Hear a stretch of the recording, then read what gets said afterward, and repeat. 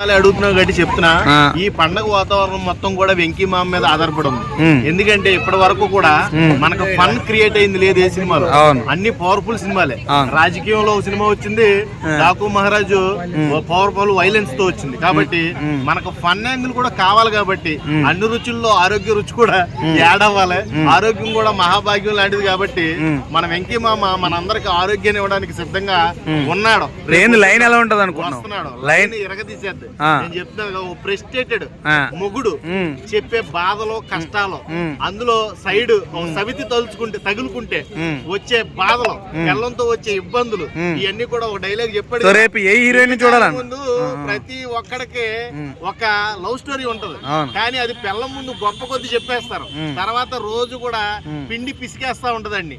అర్థమైంది? ఆ డైలాగ్ గుర్తు చేసి నువ్వు ఎవరితో అన్నోన్ పర్సన్ తో మాట్లాడావంటే అదిగో అదేనా ఆ అమ్మాయినా నువ్వు ప్రేమించింది, అప్పట్లో అన్ని అయిపోయి ఉంటాలే, అన్ని చేసేసి ఉంటారులే. ఇలాంటి డైలాగ్ వెర్షన్స్ అందరికీ ప్రతి లైఫ్ లో జరుగుతాయి. కాబట్టి ఇది రియాలిటీ, రియల్ సన్నివేశాలు బాగా కనబడే సినిమా. సంక్రాంతికి వస్తున్నాం. ఈ సంక్రాంతికి వచ్చి అందరి మనసులను దోచేసే వెంకీ మామకి తిరుగులేదు అనిపించుకో. అనిల్ రావుడి హిట్ కొట్టబోతున్నాడు. అనిల్ రావుడి కంబ్యాక్, మళ్ళీ ఇట్టు బ్యాక్ టు బ్యాక్ కంబ్యాక్ కాదు, బ్యాక్ టు బ్యాక్. మ్యూజిక్ ఎలా అనిపిస్తుంది?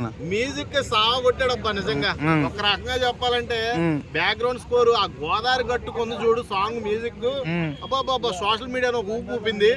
అసలు రమణ గోఖలే గారు మళ్ళీ ఇన్ని సంవత్సరాలకి కంబ్యాక్ ఇచ్చి ఎంత అద్భుతమైన సాంగ్ మధుప్రియ అండ్ మన రమణ గోఖలే గారు పాడిన సాంగ్ అయితే మొత్తం మీడియాని షేక్ చేసింది. ఇప్పటికే కొన్ని కోట్లు వ్యూస్ అయితే వచ్చినాయి. కాబట్టి ఇదంతా కూడా చాలా మంచి సబ్జెక్టు, మంచి స్టఫ్ ఉంది.